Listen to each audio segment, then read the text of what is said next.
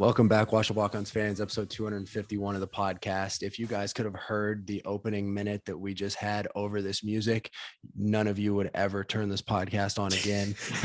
For that audio, you can go to patreon.com/washed up walk-ons. It will be there, and it was fantastic. Hey, it's a new week. I think we're playing some team from Colorado.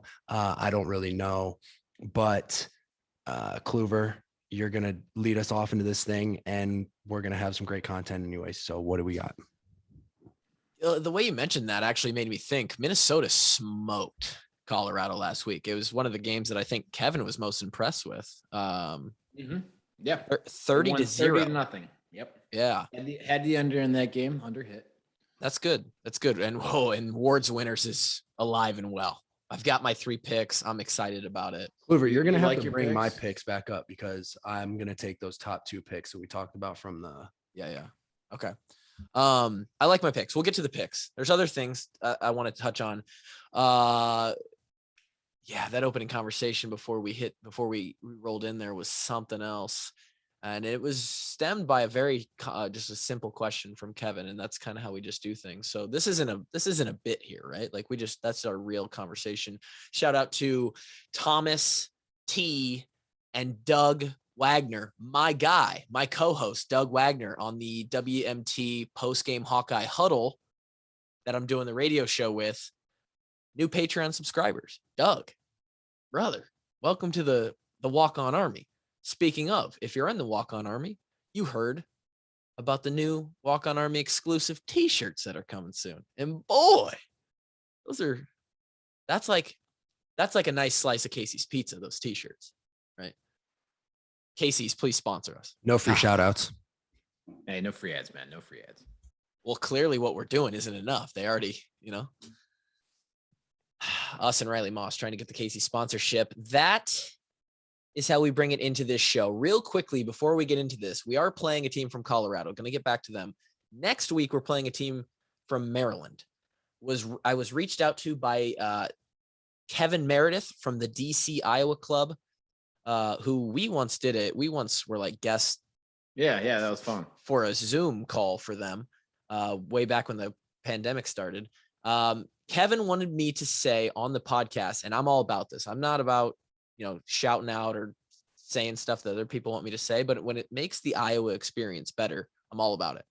They are super excited for the Iowa-Maryland game out there. Obviously, they don't, the Hawks don't make it out there often.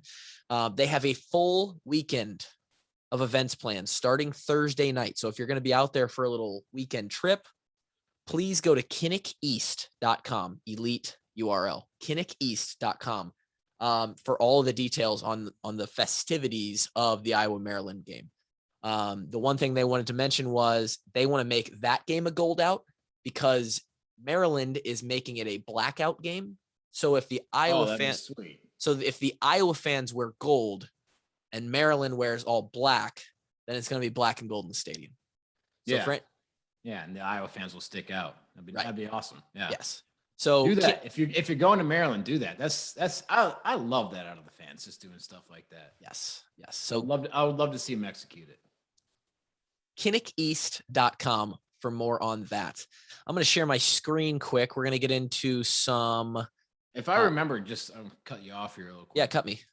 Back when we played there in 2014, we had a pretty strong fan showing. When we were there, there was a lot, like, traveled really well. Yeah. For being in Maryland.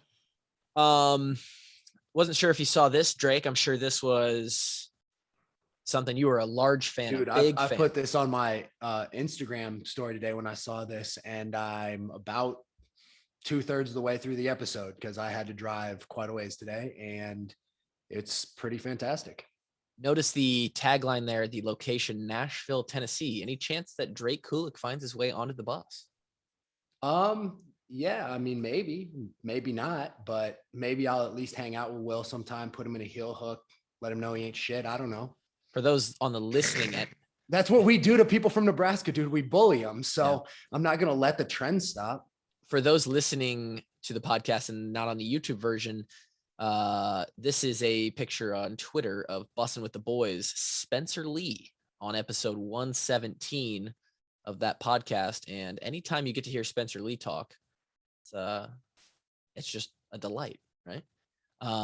Every time he stands next to another athlete that isn't a wrestler of his class, it's incredible. Like Will Compton is a big dude, but he's not a giant by any means. And he dwarfs Spencer Lee. Still think I can get out. Give me 30 seconds. Also this, Charlie Jones put on his story today. Kevin, I thought you'd like this one. Oh, let's go. Illuminatis. Wow. So he's clearly looking for the NIL deal from the old Lou Malnatis. And It looks like they sent him the short, the thin crust pizzas though. My favorite from Illuminati is that thick Chicago style pizza. Gotta have the thick. Mm-hmm. If That's you an elite. If that's a sponsorship, that's elite. I don't know if it is. It doesn't look like it. I think someone just sent him a little care package. Right, because I've ordered. I actually got the same box for my wife for her birthday present one time. 2 thick Chicago style pizzas, and it looked the exact same. But they should sponsor Chicago area athletes and ex-athletes. I didn't know. Is our man Charlie Jones from the Chicago area? Says feeling like home. He put feeling like home. So he must be from the Chicago area. And then before he went out to Buffalo, this has got to be the reason why he's been so dangerous. He's fueled by fucking Lou Malnatis, and that's one for the kids. I know another Chicagoland athlete who has a pretty successful podcast, and everybody loves on his podcast loves Lou Malnatis. So yeah, I know. Why'd you bring this up, dude? You got to talk about it. We got to talk about it. He's from Deerfield, Illinois, which is like north of Evanston. So sounds about right. Okay. Well, Charlie, if we can help in any way or also latch on to your NIL deal from Lou Malnatis, that would be fantastic. And you probably don't listen to this podcast, so that's probably a good thing. You should be preparing for the Rams. This one's on a less light note. This is unfortunate. Our guy, Josey Jewell. In fact, I was going to have him on. He actually reached out to me and said, when do you guys record the podcast? And I said, we record Sundays and Wednesdays, but if you're trying to get on, Drake and I have a lot of time. We can record whenever. He said, I'm looking for something to do because I'm going to have a lot of time on my hands. And I said, bro, we could make a segment for you. You can come on every week. It'd be like Aaron Rodgers Tuesdays around here. Yeah, it'd be Josey Jewell Wednesdays or whatever. But Jewel of the week, dude. Oh man, hit us with the family jewels. Unfortunately, the reason for this is because some dumbass on Denver decides that Josey's going to play teams. Who starts their middle linebacker on punt? God, that's a dickhead move. I think it happens when you only have 49 guys that can dress. They gotta up the roster size a little bit, man. I honestly have no idea like how you play a football game with only 49 guys in pads on the sideline. It's absurd. It's absurd. I think back when we were playing, like we had 68 guys getting in the game. Yeah. Like almost the whole travel squad got 68. You could have 70 on the travel roster. At home, you can have more, but 70 is really what you're working with. And I would say you're close, Kev. I would say if we had 70 on a road trip with us, I bet that 63 of them got in guaranteed. Right. I don't know how they do it with 49. And then even then with 53, it's usually like 6 are like inactive. So you have 53 man roster, but only 49 dress for each game. Real. So you have 4 dudes who are active roster, but for some reason stupid aren't allowed to play that day. It might have changed in this last CBO though. So I know that's how it was before. I'm not sure about the rules this year though, if they've changed that or not. Unbelievable. Denver Broncos inside linebacker Josey Jewell will miss the rest of the 2021 season after tearing a pec muscle. Jewell suffered the injury during Sunday's 23-13 win over the Jacksonville Jaguars. Fucking Broncos are 2-0, man. They're having it. Sucks. Before leaving the game, Jewell totaled 3 tackles. He was playing great. I looked it up after. I mean, man. Yeah, he was playing good, and it's his contract year, man. It fucking sucks. God. One for the kids. Yeah, thanks, Josey. That's coming out of your paycheck because you're still getting paid. That's tough, man. And I did not. I'm heartbroken for the kid because like he doesn't really know what getting hurt is like, you know. Luckily he had a really good career at Iowa. Like, you know, he had some rough shoulder. Hand. Yeah, he had a bad shoulder. He had a bad hand, but the amount of games he had to miss, he had a good, like reasonably good luck of stretch. Yeah. Yeah. He had some hand injuries early on in his career when we were. But he made it back for the season. Yeah. Right. And even the first year, I think we all redshirted, so it didn't even matter. And now he has to miss all those games. I feel bad for him, dude, because it's just like he's never had to do it before. So like, shitty. And it couldn't, I mean, he's the best guy. Like he's the best guy. So shitty. Ran a Twitter poll today on the Wash Up Walk-Ons account. And I saw this from last week. And this has nothing to do with football. If there's a nice hot plate of brownies that comes out of the oven, do you go for an edge brownie or do you go for a middle brownie? I've always been a middle guy. I eat the edges until there's no more edges. Really? Wow. Is it just one full thing, like nothing's been cut yet? Well, I mean, you're gonna. I'm not gonna dig my hand in the middle like savage. I don't even think I prefer the middle ones because I like them nice and gooey. Honestly, the less cooked, the better. I'll eat the batter. Kevin and I are on the same page here. I like that with our cookies too. Yeah, you just make everything. Nice. If there's a recommended bake time for anything, cut it in half. You just take the lower end of it and minus 1 or 2 minutes. Yeah, like 10%. Yeah, exactly. That's how I do it. I'm a middle guy. The poll on Twitter ended up being about 55-45 in favor of the middle.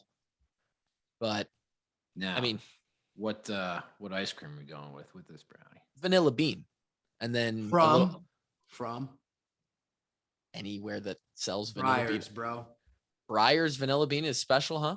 Come on. I would agree with Drake. Breyer's is my favorite. Haagen-Dazs. That I'm getting out of a grocery store. Yeah. And then a little caramel sauce on top. Maybe a cherry if you're feeling fancy. Wow, a cherry, Kev. That's so Homer Glenn. That's so Homer Glenn, Drake. I've never heard anything more Homer. What are cherries bougie now? Is that yes. What is it? I'm surprised he doesn't squirt some whipped cream on there too, like a weirdo. I didn't know where that was going for a second.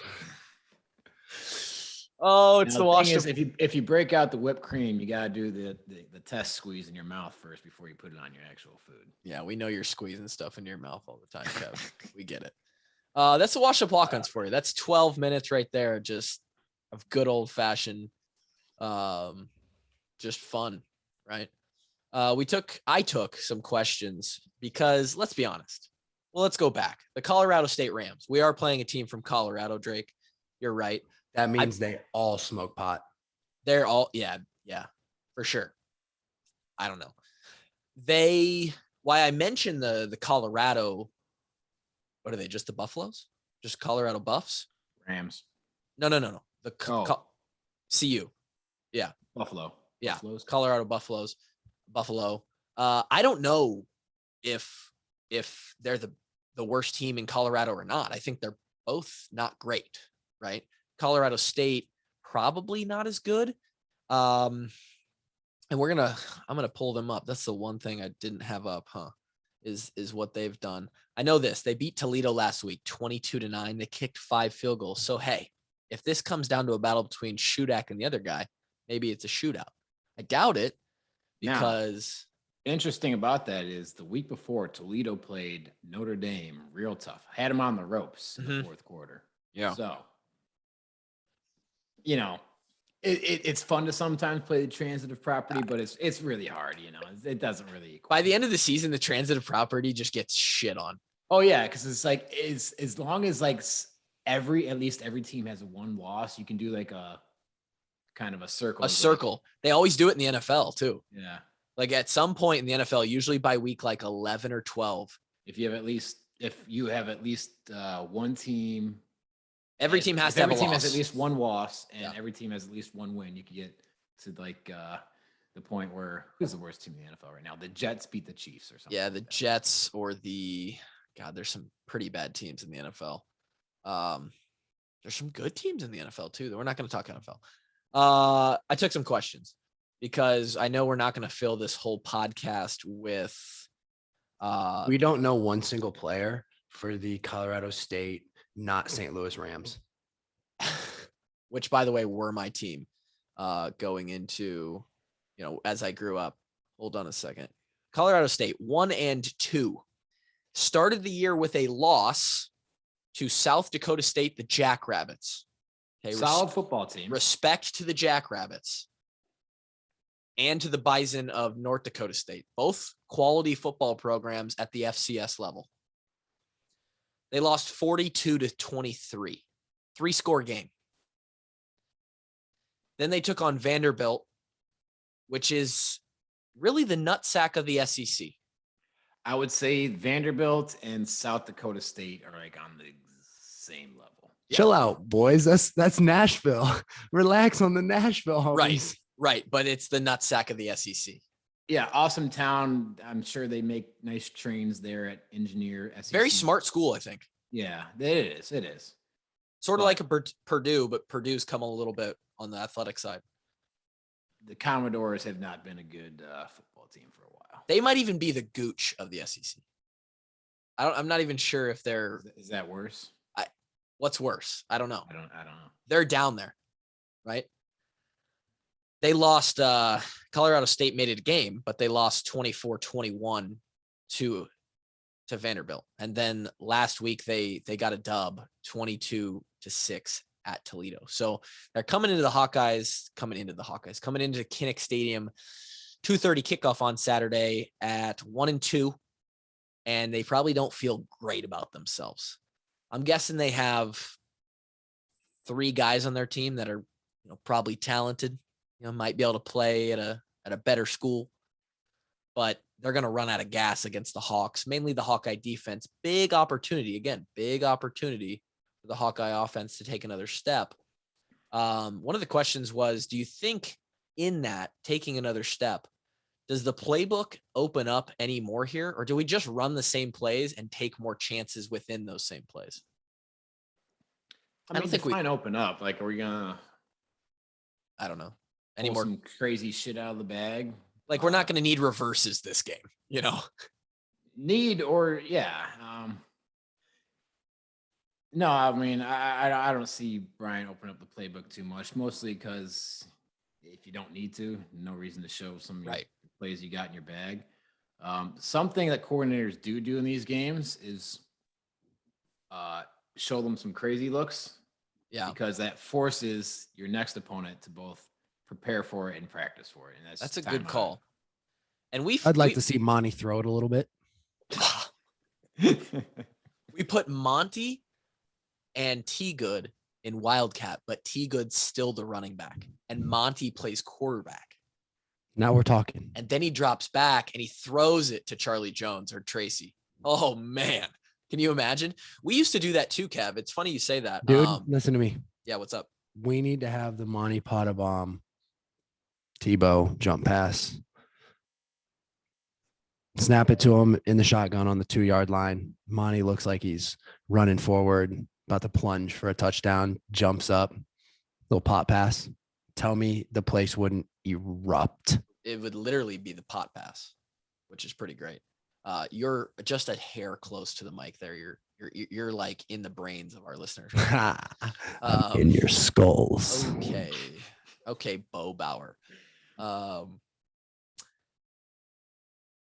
don't think that would be cool, but I don't know if it's going to happen. I do think you're going to see. So the criticism of Petrus in the passing game so far has been like our downfield throws, right? We've had one, check that. Let's call it 3 or 4 good downfield throws of 15, 20 plus yards, right? Charlie Jones touchdown against Iowa State. Last week, late in the game against Nico Reganey to set up the last touchdown by Goodson. And then in that Iowa State game, right before half, the 2 drives before half, we threw a good pass to Laporta where Petrus took the shot, but he stayed in there. Threw another one on the opposite side of the field to Lachey. vertical passing, right? Hasn't been a lot other than that. This may be a team where we open that up a little bit. I don't know if Spencer is uncomfortable throwing it downfield. Again, I don't know if it's the receivers not getting separation. Both of those you would think would maybe be a little bit better in a game like this, right? Also, with what our run game should be able to do, the momentum that we've picked up here, especially with last week, play action should be looking clean. Play action in the Iowa offense is exciting, and it should be this weekend. Before we come back to some more questions, this is our what I'm about to do right now is our podcast taking a step. This would be what KF would call we're humming. Okay. People have complained a little bit about the breaks, the ad breaks being right in the middle of conversation. So, hey, we're going to take a break. And when we come back, we're going to answer some more questions.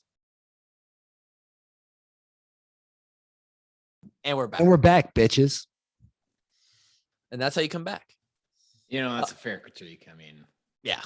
And to be honest, someone asked on Twitter and I was like, we're just being lazy. That's just me being lazy. Tech guys being lazy on that one. So we've had has it been an afternoon game time it's been 2:30, 3:30, 2:30, right? Yet to have an 11 a.m. kick. And another 2:30 coming this weekend. It's getting pretty annoying, boys. You don't like that? No, not at all. Why? As a fan or as a player? As a fan and as a player, I think both 2:30 is my least favorite start time. Yeah, by far. Because as a fan, I just want to get up, get my morning started, have a cup of coffee, and bang, the Hawks are on. That's why I moved to the West Coast. And now they're screwing us. They're on at 9 a.m. in Arizona, huh? Yeah, they would be. And I would be enjoying my morning with a little Hawkeye football. But instead, they decided to push it back 3.5 hours. And I got stuff to do in the afternoon. I think as a player, it's unquestionable. You two agree that 11 o'clock is the optimal time to play. No, definitely night games. No, I'm just talking about you get up, you go to the stadium, and you go. I would say yes. Night games are more fun because they're generally more energy, buzz. Yeah. And we get to go to a movie before.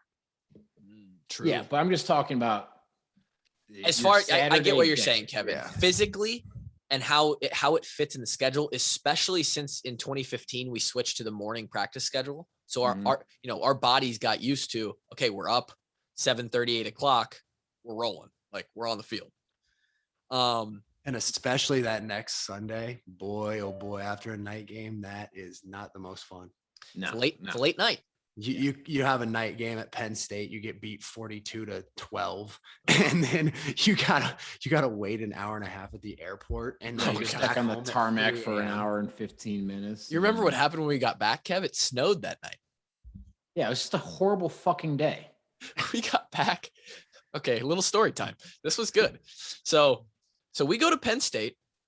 And you guys saw what that environment looked like last week. It was not as crazy as Auburn, Penn State, but it was good for. It was bumping. So I remember they had a big win. Did they beat Ohio State the week before? They had a big win the week before. I don't know, but they were in the race for the East to win. They might have beat Michigan or something. I don't know. They might have won the East that year. Either way. Anyway, we were walking into it. So they had to white out the week before. And then James Franklin's like, run it back. The white clothes. We're doing it again this weekend for Iowa. Yeah, run it back. And they're coming off a big win. We roll into Happy Valley, the white out. It's going crazy again. And then Saquon Barkley goes all Saquon Barkley all over us. And we get our ass kicked. And he was tough, it's tough going against Quadzilla. It is, and it's tough running kick return 8 times in a game. It's not fun. It's really not fun. Drake, do you have any comments on 8 times during kick return? Can we get not good? It like as if the night couldn't get any better or any worse, We are Penn State. Which I'm not gonna lie, is pretty cool. And then as they're chanting, we are Penn State. we're looking down the gun barrel of another kick return. And there's and not only are you looking at a kick return, but those guys are juiced. Games going their way. Those guys are headhunting. Your target practice at that point. You know what I remember was happening? The meme of the day was the Harlem Shuffle, and the whole student section did it. They played it. Sure did. Or like everyone's like frozen, and then it's not what is it called? The Harlem Shake Shuffle? Harlem Shake, I believe. Do the Harlem Shake, then the whole student section goes wild. Awesome place to go watch a football game. Yeah. Horrible place to get your ass kicked. We did. Airport was like 40 minutes away or something. We're stuck at the airport, late getting onto our plane. Then we're on the plane, sitting on the plane, not moving for an hour and 15 minutes. I don't know why. Everyone's just like, get me the fuck home.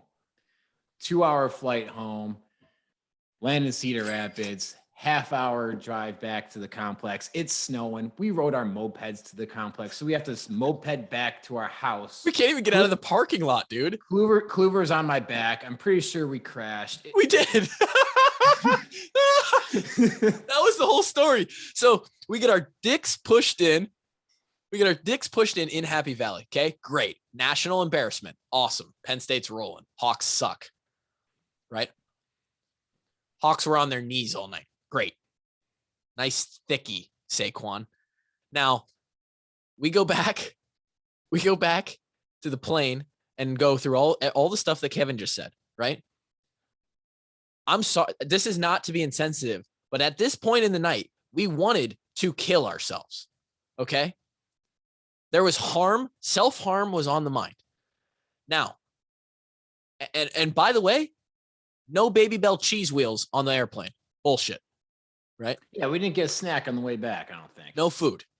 Yeah. So you have some hungry, tired, large men at past midnight who we landed in Cedar Rapids, I think it was after 1 a.m. Yeah, 1 a.m. Half-hour drive back. It's snowing. Great. Awesome. Mopeds are sitting there getting real cold, getting real frosty. Hope you brought the coat and it was like a nice day the day before. Yeah, it was decent. Yeah. 3-4 inches of snow. Kevin and I mount the moped, right? Like Jon Snow mounts his horse. Okay. But the moped 50 feet. But the moped ain't quite as sturdy. And we're going down the side of the complex and down goes Frazier. Okay. Insult to injury to insult to injury. I don't know. And now I'm just like, you know what? Get on again, Kluve. I'm going to run this thing straight into the wall. Yeah. I think at that point I said, Kevin, I'll fucking walk home. Okay. Anyway, I'll walk. I think we got to bed. It was like after 2 a.m. It was like 2:30. Yep. It's like, I think they were nice. They pushed film the next day back to noon or something. Noon. Yep. That's exactly how it went. And you know what you know what we walked into? Sandwiches from Firehouse. Hey, do better. Now, when you get beat by Penn State by 25 points on national television, they don't even need to do better. We need to do better. We should have done better. If we'd have done better, they'd have done better. And I'll finish this story off by fast forwarding a week. If you want to talk about handling adversity, the Hawks beat undefeated number 3 Michigan the next week. And this is incredible. And we dumped bottles all over co-eds. Yeah. Yeah. There was some soaking wet underage women. Not underage. Whoa. No. Under the drinking age women in the scum at that night. They were 18, but that doesn't mean anything when there's alcohol involved. So Kluver loves to try and dry stitch on anybody he can, bro. It's unbelievable. No, I don't remember anything like that. I think they're all 21. No, absolutely not. And you know it. This comes full circle. And this is why that story, and this is why you listen to the Wash Up Walk-Ons podcast. Because now you're asking, okay, cool story, bro. Nice college story about getting your ass kicked and then going to the bar the next week after a big win. Great. How does it mean? Why does it mean anything? This week, KF said offensively, They had the best practice they've had all year. Okay. Now that's a good thing because historically, I know that when KF has deemed, oh, this was our best practice, there's been good results. You want to know another time? The time that sticks out in my mind that we had the best day/best week of practice, it was after we got our dicks kicked in against Michigan or at Penn State. Fantastic week of practice that week. Everyone basically decided, wow, we're going to get, like, the coaches might just clean house, scholarships taken away, and they're going to pull a 105 out of the university and send our ass packing if we don't do something right this week. So literally everybody was like, okay, screw it. Like, we're professional athletes this week. We don't care about school. I don't care if someone breaks down on the side of the road, needs help changing their tire. It's football, all football. And you know what happened? We kicked old Harbaugh's ass, man. That was a feel-good day right there, boys. You know what I call that game? A no doubter. There was never a doubt. There was some doubt in my mind. There was some doubt about the time that CJ the Walmart man had a lot of doubts, right, Clue? And that goes all the way back to episode 1 or 2 when Kevin and I told the Walmart guy story. Tell the Walmart man story again. Real quickly, because we have a lot of new listeners. God, you guys are getting stories on stories this podcast. Tell you what, Kevin and I, why were we? We were buying some video game. A new video game had just come out. Which, by the way, Call of Duty, maybe? I think it was Call of Duty. And by the way, it didn't even matter because Minecraft is the best video game there is. And we already had it for free. We go to Walmart. Kevin and I find ourselves at the Iowa City Walmart right there on Highway 1, south of Iowa City. Okay. You keep going and you find Drake at Riverside. All right. And he was at Riverside that week. Let me tell you. I think that this is our off day. This might've been Thursday. I was literally at Riverside. Yeah. Kevin and I are at Walmart. Okay. People of Walmart.com. It was all that. We go to the video game section. We're wearing our Iowa issue, like grout fit, gray sweats, gray hoodie, says Iowa football on it. Other than the average stature of Kevin and I's build, we look everything that you could to be one of the football players. Okay. And we're standing in the video game aisle, and around the corner comes Spanky in his motored wheelchair. In his little rascal. And it's because it was one of those video games you had to get from behind the glass. So the guy would come open it up. It's like, hey, I want that one. So Kevin and I asked this guy, hey, can we get a little unlock here? We're trying to buy this video game. And guy sees the Iowa stuff, doesn't make the connection. Says, I'll never forget it, Kev. He says, boy, Hawks are going to need a prayer this weekend, huh? And Kevin and I just smile and look at each other. And honestly, at that point, we were thinking, well, yeah, you're probably right. You're probably right. But the first thing that Kevin said to me, or I said to Kevin after the game was, what do you think Walmart guy's thinking of? And we said some other stuff that we will not repeat on this podcast. Yeah, we won't repeat because it's a joke that goes way, way too far, and we would definitely be looked at differently. So just know it happened. But yeah, man, a lot of stories. And we're 33 minutes into potentially the best podcast we've ever done. Okay. We haven't even, game prep. This whole started with the 2:30 kick time, right? So 11 a.m., great for the players. Great for the fans too, because I like it. You get in the lot at 7 a.m., Mm-hmm. do your 3.5 hours of tailgating, go into the game, watch the game, you win, and you feel good the rest of the day. You can watch football feeling good, not nervous or anxious or anything. Now let's have a real honest conversation here on the Washington Balkans podcast. Oh, it's all on. Do fans of the Iowa Hawkeyes, most of whom were born in the state of Iowa, really need 3.5 hours to drink? because they put it away. I don't think so. That's the thing Are you asking me how fast I can get drunk? I mean, yes, that's essentially what Drake's saying. And Iowans, I'm saying that if all the Iowans are tailgating from 7 to 10:30, they don't need a damn minute longer. You walk through the parking lot and you ask anyone, if you put them on a clock, I bet most Iowans will tell you, give me 45 minutes, give me 45 minutes. Shit house. Yeah. Give me 45 minutes and a case of corn can Busch Lights and I'll be gone. And a beer syringe if you got one. So 11 a.m. is great, right?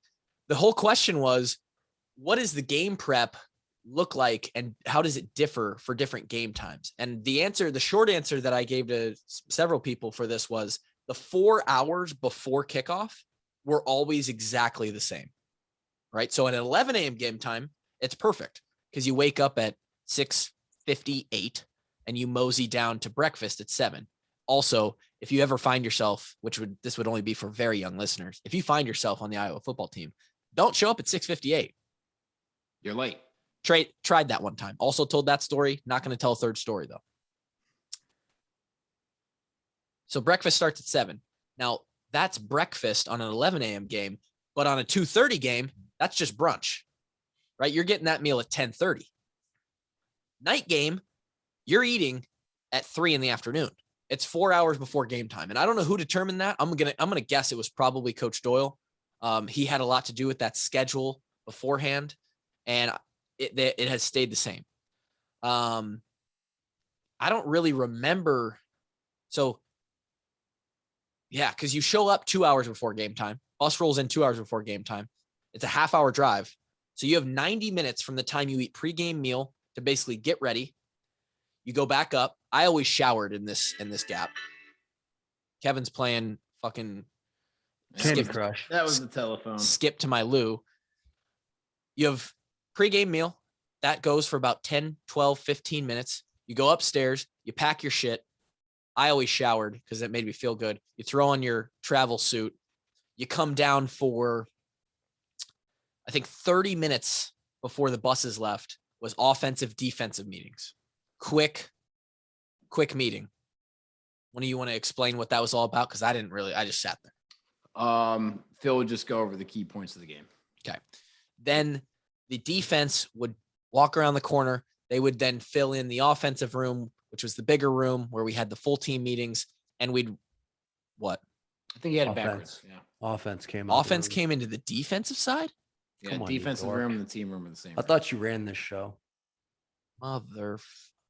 Anyway, one side came to the other side. We came together. They hit the lights and they rolled the hit film, which was lit. KF would give his KF would say his piece. In senior year, that's when Drakey would hit his Percocet. Okay. All right. Senior year, that was also when Drake would take drugs. So that's what would happen. You load the bus, everybody's got their headphones on, and you're in essentially the same form that you saw the players get off the bus for the Hawk walk-in, right? You sit on your own seat. If you mess up the seating chart, you're a dick, first of all. Know where you're sitting on the bus, because that's a big Where you deal. sit the first week is where you're sitting the rest of the season. Don't even think about moving seats. Again, that's to our young listeners, maybe the one listener that will play for the Hawks someday. Shouts to you. Hey, and I'll tell you what, if we have a listener that ends up playing for the Hawks someday, we are supporting them financially, period. Yeah. We're if one of the young Army members grows up to be a Hawk, we got to sponsor them. Well, I'm telling you, with the big idea, this golf tournament thing, you know how I mentioned the golf tournament walk on? Get us a golf tournament rolling, Bro, I've had so many people reach out with ideas, or, hey, we could partner, or, hey, can I sign up now? As long as the partnering means that they're not looking for money. They're not looking to try and get us set up so we can raise right. a bunch of money. That's what it was. This walk-on fund could be a legitimate thing if we figure out the details. It's way more than we ever pictured when we decided we just wanted to tell stories, but that's beside the point. So that's what it looks like, those 4 hours. Now, if it's a 2:30 game, what do you do from 7 to, when did Kevin Ward wake up if it wasn't a 7 o'clock wake Well, up? you still have snack, right? You'd always have that morning snack, and then Right. there's the Breakfast pregame on meal. flow. The pregame meal is 4 hours before kickoff. Yes. So on a 2:30 or a night game, anything past Yeah. 11. So like you'd have like 8 o'clock. There's like oatmeal, fruit, cereal, little something get in your stomach. Yeah. I'd go back and into the room. I'd put on game day, watch game day for a little bit. Big gap, right? Yeah, you got a couple hours. Some guys go back to bed. Me, once I'm up, I'm awake. I can't go back. I always went back to bed. Really? Brady Ross is the most narcoleptic human I've ever met in my life. He would go to the hotel and immediately nap until the first thing that we had to do, and he would get up for that. And then as soon as those responsibilities were over and I went to play cards before the night meeting, he just went to take another nap. That's incredible. It might have had something to do with him weighing the fact that he was 260. 266 pounds and he was in a constant food coma. He had 10 burgers in him from snack. My God. No, I will say I indulged myself in the hotel dinners, especially the ones in Cedar Rapids. Oh yeah. Which, by the way, I think we had the best. I'm trying to imagine it on a away trip that had the better setup than we did at home. None.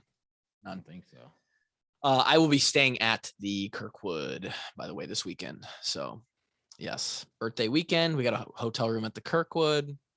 Hey. So, I'm gonna have them actually set me up the pregame meal too for Saturday night. I mean, dude, at this point, you have to have credentials to get into that place. Yeah, I'm gonna set up the pregame meal, snack, the tubs of ice cream, all just for me and my wife. It's gonna be great.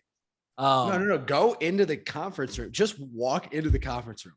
Just stroll into the conference room 15 minutes before snack and just take a seat. I'm not gonna be staying there Friday night. I'll be there Saturday night. But if I was staying there Friday and Saturday night, you guarantee that I'm overstepping. I'm overstepping in some way or other. Imagine the coaches walk in, Fed walks in for snack, and Kluver's sitting in the seat. I'd get kicked out so fast. Again, with the timer, we're going to take another short break for the second ad break. And when we come back, we're going to answer some more questions. This whole thing has gone off the rails in the right way. Okay. And that's all I have to say. And we're back. Okay. Beauty of editing. So basically, Kev, on the 2:30 afternoon slot, it's just you get to hang out till that 10. It's taken us like 30 minutes to answer. Hey, and that's why this podcast is so great. Right? We give detail after detail. 2:30 afternoon slot. So yeah, you get your little snack in the morning, you go back up to your room, you can do whatever you want. You go back to sleep. I watched game day, went over some of my notes from film study, and then 10 o'clock comes around, go eat breakfast. Yeah.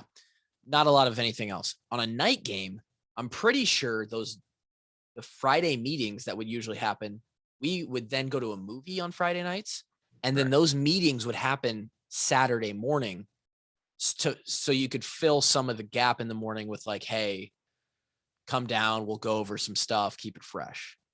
Otherwise, so yeah, all of our away games, I don't know what the offense did, but the defense, we'd usually go over about 30 plays of film study before the night before, or for a night game the day of. This was right after the special teams meeting where it was like 5 clips of each special team. But yeah. And otherwise there is a lot of just sitting there, and it's one of those things where you do have to sort of learn to man it. And that's why I don't like the later games. I like the 11 o'clock game. We just get up and go. I hate sitting around. There's no managing anxiety. You get to immediately start doing stuff. You're to the stadium. You're warming up. 7 o'clock game, you can play that game. And I think KF used to say it. You can play that game before it starts with your energy. And you can be. Sure. Yeah. Yeah. So you don't want to do that. But that's basically how it's handled. So, yeah. Basically, they just watch TV and try not to blow their load too early. I mean, that's essentially it. Yeah, I remember whenever I was sitting in the meetings on the night before a game or the day of a game when we're going over film. Do you guys when like you're sitting in a meeting, do you bounce your foot at all? I think mine was more of like I was constantly cracking my knuckles. Okay, so doing that, biting my nails. Drake Doesn't matter if it was 2014 when I was the third string safety, not getting in the game, or if it was the one game I started. It was always the same. It's like, come on, it's been a whole week. You just want to play the game. Especially for Kev, because Drake, we know that Kev got into a psycho mode. Psych ward Saturday is what it was. I mean, he was just want to win. Just want to win. Unbelievable. We'll take one more question. Then who would I be to be calling anybody else? That's true. Psychotic. I painted my face black and tried to show everybody how dark my soul was. Yeah. Yeah. You guys had much different game day experiences than I did. Mine was all about being as calm and centered and just. I have to go run into a wedge, RIP to the wedge, of 300 pounds of people. I understand. No, sorry, 300 pounds a piece. You know, like, excuse me if I have to get myself riled up a little bit to do that. Right. One more question before we go, and this one won't nearly be as long as an answer. Old Kevin Casper had Kyler at the game last weekend. Also in attendance, I think at the Indiana game was the safety from Southeast Polk, Xavier Nwampa. I believe is how you say his last name. He's been hurt, by the way. Southeast Polk lost. They were number 1. And Xavier put out a little graphic that the Iowa made him of like a half and half of him and Kyler. Those would be 2 pretty big time recruits. This guy said, I've always wondered when recruiting, do Kirk and the coaches emphasize Iowa's rich NFL tradition as a sale to recruits, or is it so obvious that it speaks for itself? Seems like a no-brainer for Southeast Polk kid to come play for Phil. Beats me. Yeah. I didn't get recruited and nobody thought I was going to the NFL. So and I didn't hear the sales pitch. I set this one up so that all 3 of us could basically say, we have yet to hear the selling points. Okay. So if you're a walk-on, they actually want you to come join the program. Mm-hmm. They try to sell you on walk-ons can contribute. They play Dallas Clark. Some of them turn into really good players in the NFL. That must have meant they're not really selling you on the NFL piece. They're just selling you, hey, if you put an effort, you can actually play. Look what a couple of them have done. You know, they didn't even think I was going to succeed then, because they were just like, yeah, I mean, we could probably find a locker for you. It was like when I was at Ohio State, they're just like, I mean, we can throw your shit in the corner and you can participate, but not promising anything. Yeah. So, I mean, I don't follow recruiting a whole lot, but I have seen some clips of the Xavier kid. I would love to see him after he's 3-4 years studying under Phil. Depending on what we have in the DB with our DBs, which is usually a decent amount. He's the kind of kid who comes in and he's like, he starts right away. And we don't get a lot of those, right? Desmond started a few games into our freshman year. You don't get a Desmond very often. He sort of appeared. Yeah, it's easier to do that at corner than at safety as far as right mental side of the game. Right. Safety's got to be a pretty smart player. Got to know all the calls and all the checks. And I don't know what this kid's hard. That's hard to do in a 3-week camp before the season starts. Yeah. There's more questions, but again, we like to draw this out, so we maybe answer them a little bit later. But it's time for the best time of the week, the best segment of the week. Kevin.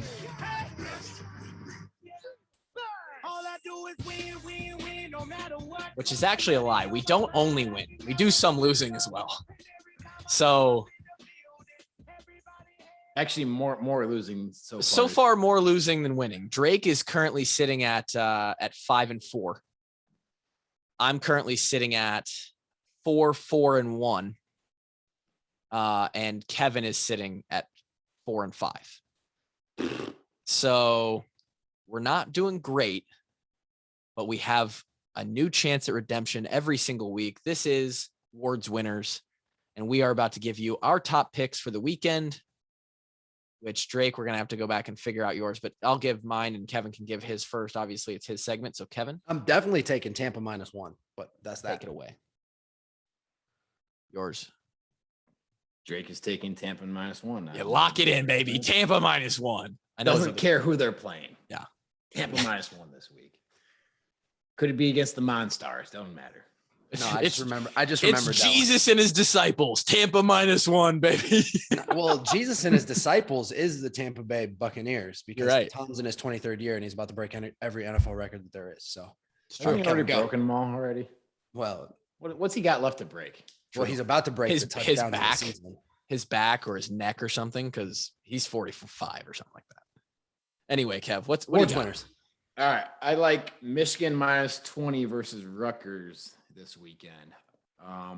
Michigan's been looking pretty good. Their defense is looking good, running the ball well. Rutgers had 2 cornerbacks suspended this week, one of which was a starter. Was it for the marijuana? It was for some incident involving a paintball gun. Paint gun?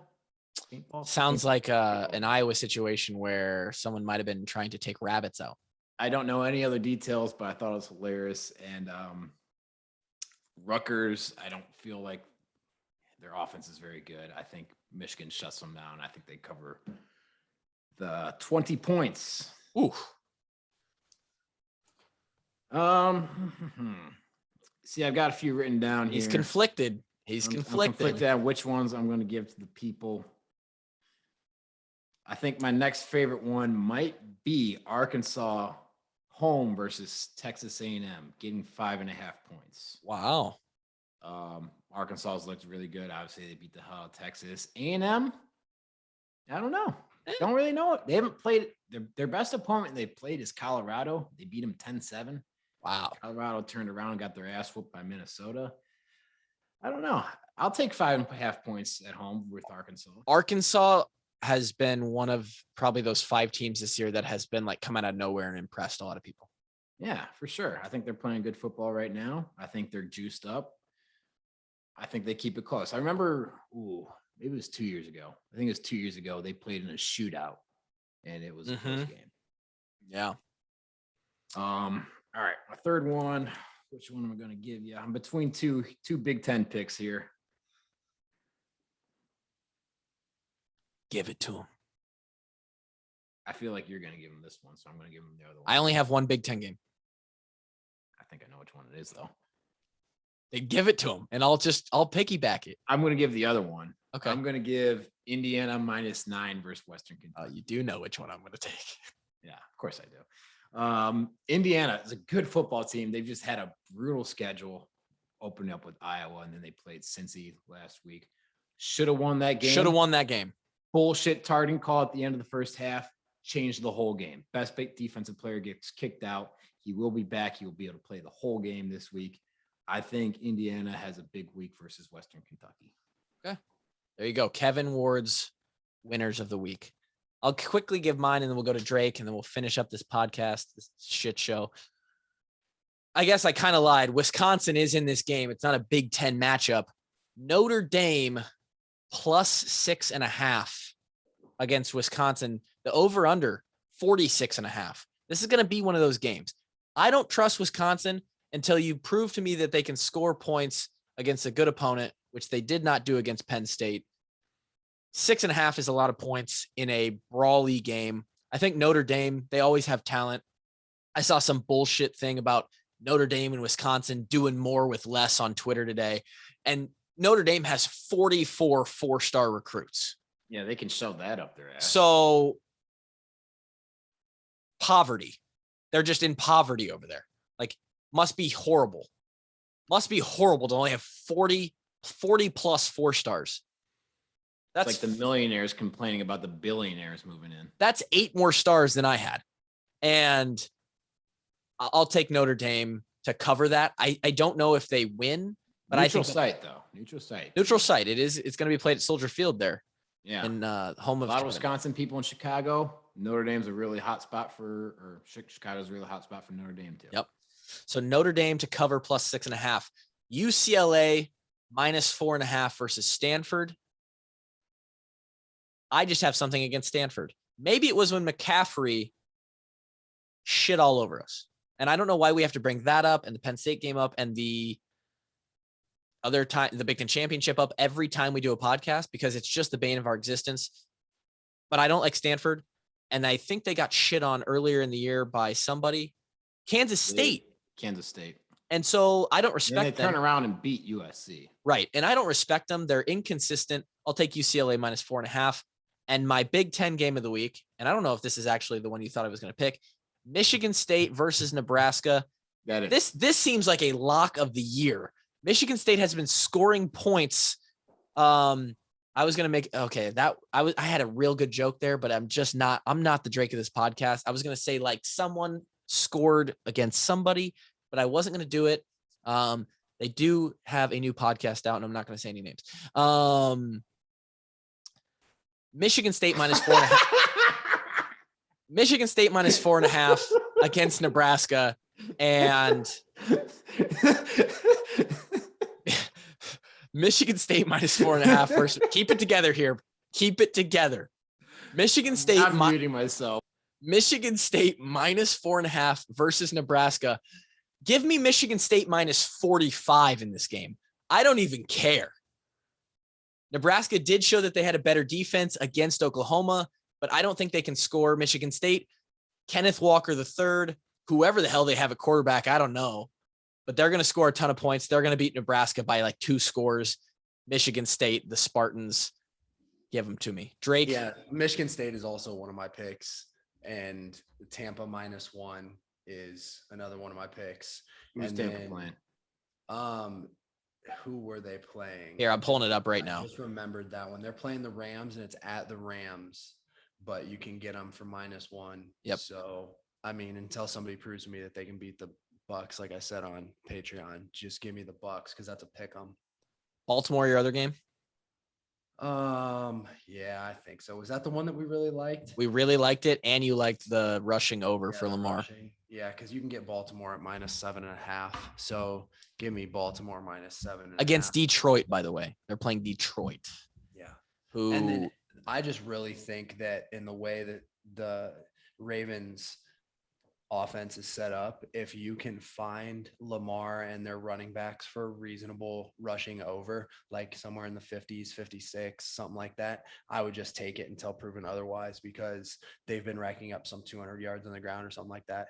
Leading rushing team in the league. And that's just how they're set up. They're trying to be the leading rushing team. So I don't know what their over-unders are set at. Maybe they're set abnormally high because of that, but I can't find those on the line. Yeah, I don't get like prop bets on this. But that brings us to the Hawks game. We have mentioned that the Hawks under has been pretty solid as of this year. Also 3-0 ATS against the spread. So the Hawks are doing great. What is the spread?